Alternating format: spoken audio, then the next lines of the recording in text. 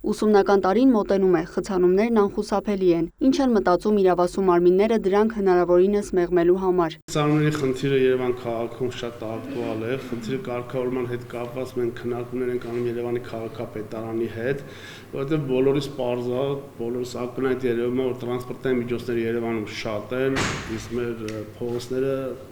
ամենայն դեպս դրա համար նախատեսված չեն։ Շատ է լինում նաև հարակից շրջաններից դեպի Երևան հոսքը։ Տարբեր մարզերից երեխաներ մայրաքաղաքի դպրոցներ եւ մանկապարտեզներ են հաճախում։ Երևան քաղաքում այդ պիկը լինելու է։ Մենք այս պայն անցնում ենք ուժեղացված ծառայության, բայց հավատացեք, այդ ուժեղացված ծառայությունը միշտ պահվում է, որպեսզի հնարավորինս խցանումների հարցը կարողանանք լուծել, բայց խցանումների հարցը դա միայն ոստիկանության տիրույթում չէ։ Ուստարվան ընդառաջ բարեկային ծառայությունը երթևեկության ապահովման համար ուժեղացված ծառայության է անցել օգոստոսի 24-ից առևտրի կենտրոնների, մոլերի հարակից տարածքներում։ Սեպտեմբերի 1-ից 11-ի եւ հետագայում նույնպես բարեկային ծառայության կարգախմբերը ծառայություն են իրականացնելու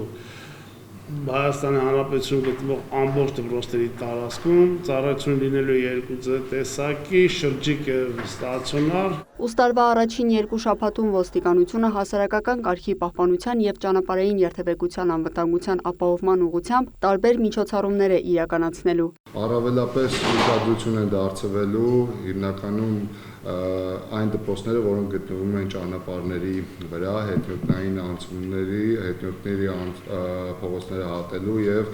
տրանսպորտի երթևեկությունը պատշաճ կազմակերպելու նկատառումներից ելնելով։ Հանրակրթական ուսումնական հաստատություններին հարող այն փողոցներում, որտեղ չեն լինի գծանշումներ, լուսացույցեր, հետիոտնային անցումներ, ոստիկանության ծառայողների ուղեկցությամբ կկազմակերպվի փողոցն անցնելը։ Նախատեսվում է նաև սեպտեմբերի 1-ից մինչև հոկտեմբերի 1-ը ուսումնական հաստատություններում դպրոցահասակների եւ ծնողների շրջանում կազմակերպել ճանապարհային երթևեկության անվտանգության կանոնների իրազեկում, ներկայացնել դրանք չպահպանելու հնարավոր հետևանքները։ Ոստիկանությունից նշում են երեխայի անվտանգությունը, սակայն չի սահմանափակվում միայն դպրոցում։ Երբ որ մենք խոսում ենք երեխայի անվտանգության մասին, ցանկանում ենք ընդգծել նաև այդ անվտանգությունը տանը, հասարակական այլ վայրերում, առօրյա շփումներում եւ տեղեկատվական ու հաղորդակցության տեխնոլոգիաների զարգացման պայմաններում նաև իհարկե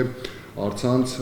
տիրույթում։ Դպրոցներում եւ դպրոցամերձ տարածքներում թմրամիջոցների կանխարգելման ուղղությամբ եւս միջոցառումներ են նախատեսվում։ Տեղեկատվական թերթիկներ են փոխանցելու ուսումնական հաստատություններին, օրինական ներկայացուցիչներին։ Դա կանխարգելիչ աշխատանք է ոչ թե անչափահասների հետ, այլ անչափահասների օրինական ներկայացուցիչների եւ ծնողների հետ։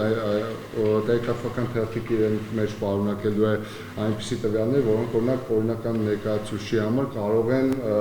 հիմնավոր կասկած առաջացնել, որ երեխան օգտագործել է թմրանյութ, ինչպես նաև նման կասկածի առկայության դեպքում վարվեցողության ինչ մեթոդ պետք է ծնողը կիրառել։ Այս տարվա առաջին կիսամյակում անչափահասների շրջանում թմրամիջոցների ապօրինի շրջանառության 2 դեպք է հայտնաբերվել։ 2025 թվականի նույն ժամանակահատվածի համար 3 դեպք։ Իհարկե ունենք դեպքի նվազում, դրական արդյունք է, բնականաբար դրական արդյունք է, բայց ունենք արձանագրված 2 դեպք, ունենք մտահոգություն, իհարկե ունենք մտահոգություն։ Եթե քանի որ անկախ արձանագրված թվի